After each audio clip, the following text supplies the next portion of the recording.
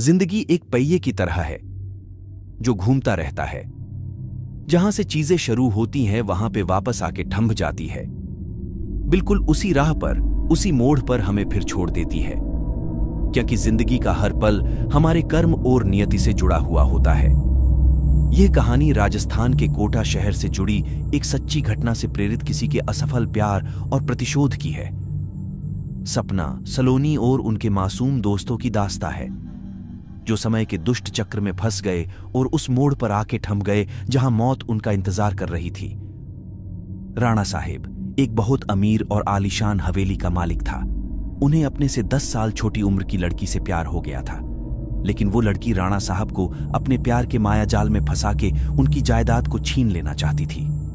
एक बार उस लड़की ने अपने प्रेमी के साथ मिलकर राणा साहब को मार मार कर जिंदा जमीन में गाड़ दिया। राणा साहब चीखे चिल्लाए, लेकिन उस लड़की ने उनकी एक न सुनी। बाद में राणा साहब में मरते मरते शार्प दिया कि मैं किसी को नहीं छोड़ूंगा, हर प्रेमी को मार दूंगा। जिस तरह मेरे साथ धोखा हुआ है, मैं हर प्रेमी को मिटा दूंगा, मैं सबको मिट्टी में मिला दूंगा। और राणा साहब की मौत हो गई। उन दिन के बाद वो जगह और वो हवेली शार्पित हो चुकी थी। वहां जो भी जाता था वो कभी भी वापस नहीं आ पाता था। आज भी राणा साहब की प्रेतात्मा वहां घूमती रहती है। कुछ दिनों के बाद उस हवेली पे एक प्रेमी कपल वहां पे घूमने के लिए आए। सपना और रजत, उन दोनों की सगाई हो चुकी थी, लेकिन शादी करनी बाकी थी। सपना अपने घर में किसी को कुछ बताए बिना रजत के साथ आई थी।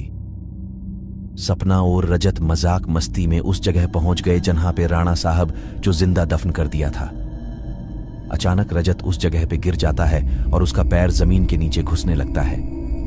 यह देखकर सपना डर जाती है और मदद के लिए चीखने चिल्लाने लगती है, लेकिन कोई भी उसकी आवाज नहीं सुन पाता है। सपना जब उस हवेली में मदद के लिए जाती है तो वहीं उसे किसी के होने का आभास होता है। उसी वक्त तुरंत सपना गिर जाती है और कोई उसका पैर पकड़कर उसी जगह पर खींच के ले जाता है जहां राणा साहब और रजत दफन हुए थे। बाद में सपना भी उसी जगह पर दफन हो जाती है।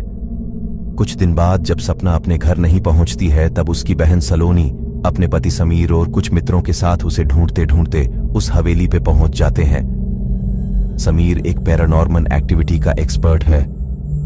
जब वो सब उस हवेली पर पहुंचे तब समीर को पता चल गया कि यहां पे किसी बुरी आत्मा का वास है। उसने सबको सूचित कर दिया। उसी रात को उन सभी के साथ कुछ अजीबोगरीब घटनाएं होने लगती हैं, जैसे कि नल से पानी टपकना, अपने बेडरूम में मिट्टी का आ जाना, रूम की खिड़की या अपने आप हिलने लगना, किसी के रोने की और चिल्लाने की आवाज आना।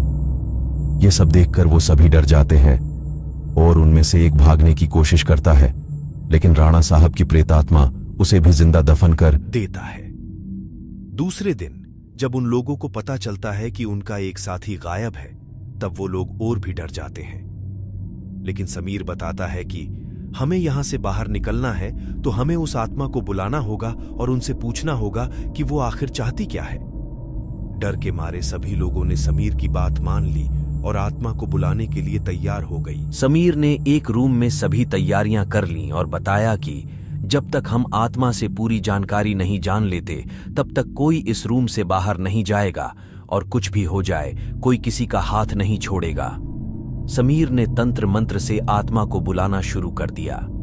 कुछ ही देर में तेज पवन और बिजली के साथ राणा साहब की आत्मा उस रूम में आ गई। समीर ने उस आत्मा से बात की, आखिर तुम चाहते क्या हो? तो लोगों को क्यों मार रहे हो? कौन हो तुम?